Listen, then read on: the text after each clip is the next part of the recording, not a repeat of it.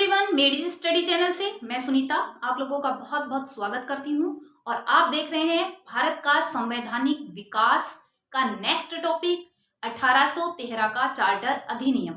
इससे पहले आपने पढ़ा 1793 का अधिनियम और उसमें आपने पढ़ा कि 20 साल के लिए कंपनी की मोनोपोली को आगे बढ़ा दिया था। अगर आप बुक्स में पढ़ते हो 1813 का चार्टर अधिनियम तो इसमें भी आपको वही वर्ड्स दिखाई देंगे कि 20 साल के लिए व्यापारिक अधिकार दे दिए। लेकिन क्या डिफरेंस था 1793 के अधिनियम में और 1813 के अधिनियम में? अगर आप देखते हैं कि ये छोटा सा टॉपिक है तो ये छोटा टॉपिक नहीं है।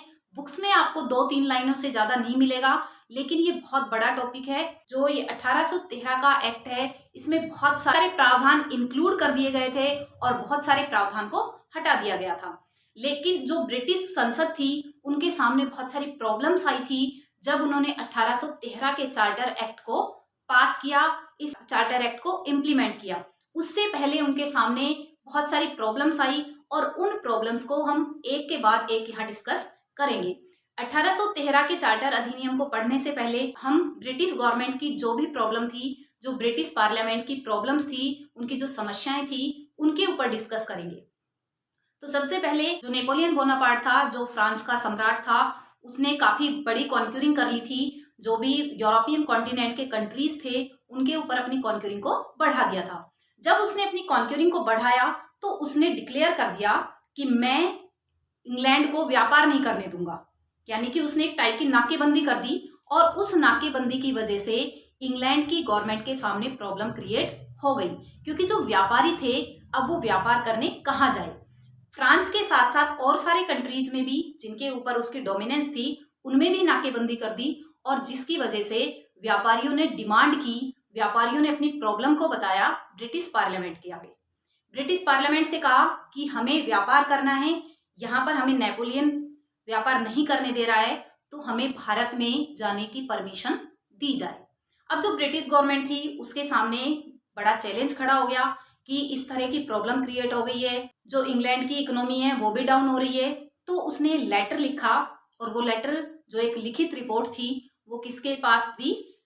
बोर्ड ऑफ डायरेक्टर और बोर्ड ऑफ कंट्रोल।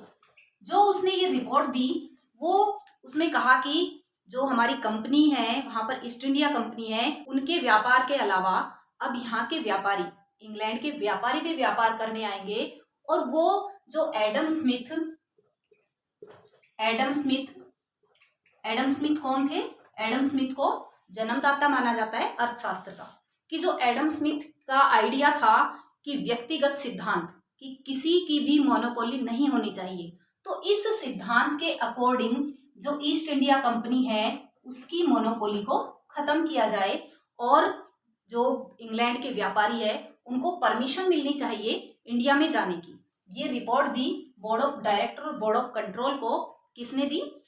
ये ब्रिटिश पार्लियामेंट ने दी, क्योंकि ब्रिटिश पार्लियामेंट प्रेशर में आई हुई थी, उनके ऊपर प्रेशर था व्यापारियों का और इवन जो इंग्लैंड की इकोनॉमी थी वो भी डाउन हो रही थी क्योंकि व्यापार हो नहीं पा रहा था, तो जिसके कारण उनके ऊपर प्रेशर बना हुआ था। तो पहली प्रॉब्लम क्या आई कि नेपोलियन बोनापार्ट ने नाकेबंदी कर दी।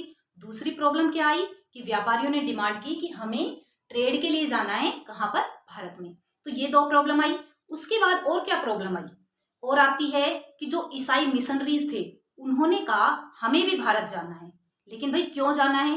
उन्होंने कहा कि हमें अपने धर्म का प्रचार और प्रसार करने के लिए जाना है।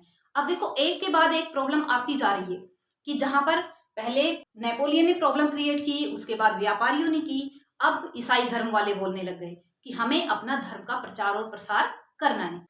अब उधर ईस्ट इंडिया कंपनी को पता चला कि यहाँ पर और व्यापारी व्यापार करने के लिए आ रहे हैं, तो इन्होंने भी एक रिपोर्ट तैयार कर दी और उस रिपोर्ट में लिखा कि हम यहाँ पर 1600 से रूल करते आ रहे हैं, 1600 से हम यहाँ व्यापार कर रहे हैं, तो हमें पता है कि यहाँ पर कितनी सारी प्रॉब्लम क्रिएट हो सकती है, यहाँ पर किस तरह से व्यापार करना है। अगर यहाँ पर ये व्यापारी भी आ जाएंगे तो बहुत सारी प्रॉब्लम क्रिएट हो सकती है और यहाँ पर ब्रिटिश गवर्नमेंट का नाम खराब हो सकता है।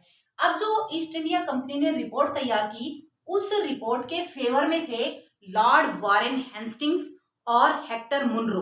जो पहले गवर्नर जनरल रह चुके थे, उन्होंने भी इनका साथ दिया ईस्ट इंडिया कंपनी का, कि ये सही कह रहे हैं, इनकी रिपोर्ट सही है कि अगर यहाँ पर और व्यापारी आ जाएंगे तो बहुत बड़ी प्रॉब्लम क्रिएट हो सकती है। तो एक प्रॉब्लम ब्रिटिश गवर्नमेंट के सामने ये आ गई कि ईस्ट इंडिया कंपनी ने तो रिपोर्ट भेज दी कि यहाँ पर व्यापारी नहीं आने चाहिए। और एक और भी बड़ी प्रॉब्लम आई, वो कौन सी थी कि जो लॉर्ड वेलेस्ली थे, जो गवर्नर जनरल रह चुके थे, उन्होंने ईस्ट इंडिया कंपनी के कार्य क्षेत्र को बहुत ज्यादा बढ़ाया। उन्होंने उसका एरिया इतना बढ़ाया कि अगर हम देखते हैं जम्मू कश्मीर की बेल्ट को छोड़कर बाकी पूरे इंडिया में ईस्ट इंडिया कंपनी के कार्य क्षेत्र को बढ़ा दिया। लेकिन उसके साथ उसके जो एक्सपेंडिचर थे वो इतने ज्यादा बढ़ गए थे कि कंपनी के ऊपर क्या हो गया, कर्जा हो गया। कंपनी फिर कर्ज में फंस गई। अब जब कंपनी कर्ज में फंसी तो क्या इन्होंने डिमांड की किससे, ब्रिटिश गवर्नमेंट से, किस चीज की, कि हम कर्ज में फंस गए, हमें तो फिर दोबारा पैसा चाहिए। अब ब्रिटिश गवर्नमेंट जो थी, ब्रिटिश पार्लियामेंट थी, उसको गुस्सा आया कि हमने 1773 की रिपोर्ट दी, उससे पहले तो हमने 14 लाख पौंड का कर्जा दिया था और वो इतनी जल्दी इतने कर्ज में कैसे आ सकते हो। ये इतनी सारी समस्याएं आई ब्रिटिश पार्लियामेंट के सामने। और वो समस्याएं कौन कौन सी थी? पहली, नेपोलियन का राज, नेपोलियन ने नाकेबंदी कर दी थी। दूसरी, व्यापारियों ने डिमांड कर दी थी कि हमें तो अब व्यापार करने के लिए भारत भेजा जाए। तीसरा क्या था कि जो ईसाई मिशनरीज थे वो भी क्या बोले, हमें भी भारत भेजा जाए, हमें ईसाई धर्म का प्रसार करना है। फिर ईस्ट इंडिया कंपनी ने अपनी रिपोर्ट तैयार की कि व्यापारियों को आप यहाँ नहीं भेज सकते। और फिर उसके बाद जो लॉर्ड वेलेस्ली ने इतने सारे खर्चे कर दिए थे जिससे कंपनी कर्जे में फंस गई थी, ये वाली प्रॉब्लम्स। तो अब इन प्रॉब्लम्स का सॉल्यूशन करने के लिए एक कमेटी बनाई। किसने बनाई? ब्रिटिश पार्लियामेंट ने। जो ब्रिटिश पार्लियामेंट थी उसने एक कमेटी बनाई और उस कमेटी ने टोटल जो रिपोर्ट दी वो थी 5, यानी कि 5 रिपोर्ट तैयार की। किसने? उस कमेटी ने। कौन सी कमेटी ने? जो ब्रिटिश पार्लियामेंट ने बैठाई थी। और उन रिपोर्ट में जो लास्ट रिपोर्ट थी वो 1813 की रिपोर्ट थी। जो 1813 का चार्टर अधिनियम है, चार्टर एक्ट है, वो ही रिपोर्ट 5वीं रिपोर्ट थी। और उस रिपोर्ट के क्या क्या प्रावधान थे वो ही चार्टर अधिनियम कहलाए 1813 के। तो हम उन प्रावधान को 1 बाय 1 पढ़ेंगे और वो ही इंक्लूड होंगे 1813 के चार्टर एक्ट में। वो क्या प्रावधान थे? नंबर 1 कि जो ईस्ट इंडिया कंपनी थी इनकी 20 साल के लिए व्यापार को आगे बढ़ा दिया। 20 साल के व्यापार को आगे बढ़ा दिया। लेकिन व्यापार को तो बढ़ा दिया बट क्या खत्म कर दी? मोनोपोली, एकाधिकार। क्या खत्म कर दिया? एकाधिकार। अब जब ईस्ट इंडिया कंपनी का एकाधिकार खत्म हुआ तो ईस्ट इंडिया कंपनी ने क्या कहा, हम इतने सालों से व्यापार कर रहे हैं वो भी फुल्ली डोमिनेंस के साथ, और अब व्यापारी इधर आ जाएंगे और हमारी मोनोपोली भी खत्म कर दी तो हमारे खर्चे कैसे चलेंगे। तो क्या किया, 2 चीजों में इनको एकाधिकार दे दिया। कौन कौन से में? पहला कि आप चाय के व्यापार में एकाधिकार होगा, चाय के व्यापार में। और दूसरा था चीन के साथ व्यापार में, चीन के साथ व्यापार में। मीन्स कि जो व्यापारी इंडिया में व्यापार करने आएंगे ना तो चीन के साथ व्यापार कर सकते हैं और ना ही वो चाय का व्यापार कर सकते हैं। ईस्ट इंडिया कंपनी को 20 साल के जो व्यापार का एग्रीमेंट मिला कि आप 20 साल के लिए और व्यापार करोगे, यहाँ पर और ट्रेड करोगे, लेकिन उसमें आपका एकाधिकार नहीं होगा। केवल 2 बातों के ऊपर एकाधिकार किया गया, 2 व्यापार में उनका एकाधिकार, उनकी मोनोपोली जमाई गई। वो कौन सी थी? एक तो चाय का व्यापार और दूसरा चीन के साथ व्यापार। तो पहला प्रावधान 1813 का ये था। दूसरा जो प्रावधान था वो कौन सा था कि जो व्यापारी थे जो इंडिया में आना चाहते थे व्यापार करने के लिए, उनको परमिशन दे दी, व्यापारी को परमिशन मिल गई। उसके बाद और कौन कौन से थे?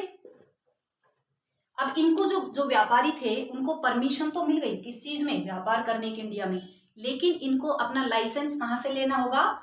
या तो बोर्ड ऑफ डायरेक्टर, अगर बोर्ड ऑफ डायरेक्टर मना कर देता है तो बोर्ड ऑफ कंट्रोल। इन जगह से इनको अपना व्यापार के लिए लाइसेंस लेना होगा। तीसरा प्रावधान कि जो ईसाई मिशनरीज कह रहे थे कि हम तो भारत जाएंगे, हमें तो वहां पर जाकर ईसाई धर्म का प्रसार करना है, उनसे भी परमिशन मिल गई। ठीक है भाई, आप लोग भी जाइए, ईसाइयों को धर्म प्रचार की परमिशन मिल गई। तो ये भी इंडिया में आ गए, और जब ये इंडिया में आए तो इनसे और क्या कहा कि आप लोग वहां जाओ, ईसाई धर्म का प्रचार करो, साथ में वेस्टर्न कल्चर का भी प्रचार करो, कि जो वेस्टर्न लैंग्वेज है, वेस्टर्न कल्चर है, वो जाके वहां पर प्रचार और प्रसार कीजिए। और वो इफेक्ट आज भी हम देखते हैं कि किस तरह से ब्रिटिशर्स की मोनोपोली यहाँ आज भी है, खत्म हो गई लेकिन खत्म नहीं हुई है। उसका रीजन क्या है? आपके सामने दो पर्सन खड़े हैं, एक इंग्लिश में बातें कर रहा है, एक हिंदी में कर रहा है। एक, मैं सिंगल पर्सन की बात नहीं कर रही, सभी की मेंटेलिटी है कि जो इंग्लिश में बात कर रहा है वो इंटेलिजेंट है, और जो हिंदी में बात कर रहा है वो इंटेलिजेंट नहीं है। जबकि हमें गर्व होना चाहिए कि हमें हिंदी आती है, लेकिन ऐसा पर्सन जिसको इंग्लिश आती है, हिंदी नहीं आती है, वो बड़ा खुश होता है कि मुझे हिंदी नहीं आती है, और ये बहुत गलत है, ये देश के साथ गद्दारी है। ईसाइयों का धर्म प्रचार, यानी कि ईसाइयों को धर्म प्रचार की परमिशन मिल गई, साथ में उन्होंने यहाँ पर आके धर्म का प्रचार करने लग गए, और साथ में वो वेस्टर्न कल्चर का भी प्रचार प्रसार करने लगे। जब उन्होंने यहाँ पर आके धर्म का प्रचार प्रसार किया तो उसमें उन्होंने बहुत सारे हिंदू और मुस्लिम को ईसाई बनाना शुरू कर दिया, क्योंकि उन्होंने ब्रेन वॉश करना शुरू किया, लोगों को हिप्नोटाइज टाइप करना शुरू किया, उनका धर्म परिवर्तन कर दिया। और क्या किए गए? गिरजाघर खोले गए, गिरजाघर खोल दिए गए। गिरजाघर में जो बिशप होते हैं या जो पादरी होते हैं, उनकी भी अपॉइंटमेंट की गई। तो ये वाला प्रावधान हो गया। और क्या प्रावधान किया गया कि जो ईस्ट इंडिया कंपनी है वो अपने सैनिकों के लिए रूल रेगुलेशन खुद बना सकती है।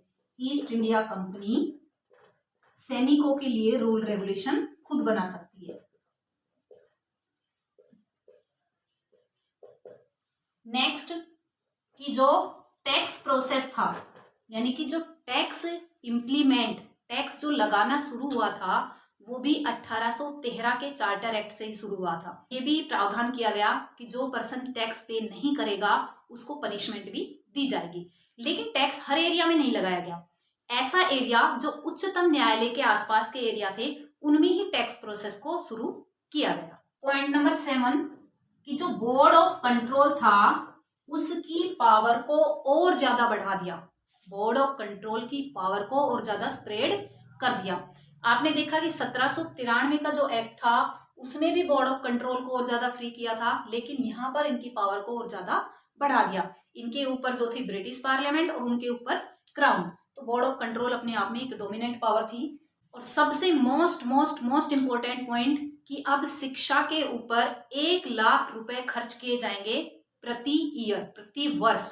मीन्स हिंदुस्तान यानी कि भारत की शिक्षा के ऊपर ब्रिटिशर्स 1 लाख रुपए खर्च करेंगे हर वर्ष। 1 लाख रुपए का खर्च शिक्षा के ऊपर किया जाएगा भारत में। तो ये चीजें थी, कौन कौन सी? ये सारी चीजें इंक्लूड की गई आपकी 1813 के चार्टर एक्ट में। ये प्रावधान बनाए गए और इनको इम्प्लीमेंट किया गया। तो यहाँ से बहुत सारे क्वेश्चंस बनते हैं। देखो यहाँ बनता है कि ऐसा प्रावधान कौन सा था या ऐसा एक्ट कौन सा था जिसमें मोनोपोली को खत्म कर दिया था। किसकी मोनोपोली? East India company. तो 1813 का चार्टर एक्ट। उसके बाद यहाँ से क्वेश्चन बनता है, चाय का व्यापार और चीन के साथ व्यापार में मोनोपोली थी, तो 1813 आंसर आ जाएगा इसका भी। उसके बाद ईसाई, जो ईसाई है वो धर्म का प्रचार प्रसार कब करने आए थे? वो भी 1813 में आए थे। और यहाँ से क्वेश्चन है, टैक्स कब इम्प्लीमेंट हुआ? वो इम्प्लीमेंट हुआ 1813 में। और 1 लाख रुपए जो खर्च किए थे प्रति वर्ष, वो कौन से एक्ट में किए थे? वो भी 1813 के चार्टर एक्ट में। तो यहाँ से काफी इंपॉर्टेंट क्वेश्चंस बनते हैं। और ये इतने सारे जो मैंने पॉइंट्स लिखे हैं, ये मैंने डिफरेंट सोर्सेज से कलेक्ट किए हैं और आप लोगों के सामने इस कंटेंट को मैंने प्रेजेंट किया है। तो आई होप आपको ये वीडियो पसंद आई होगी। पसंद आए तो लाइक और शेयर जरूर करना। अभी तक चैनल को सब्सक्राइब नहीं किया है तो चैनल सब्सक्राइब कर लो। मिलते हैं नेक्स्ट वीडियो में एक नए एक्ट के साथ। तब तक के लिए ओके बाय, टेक केयर।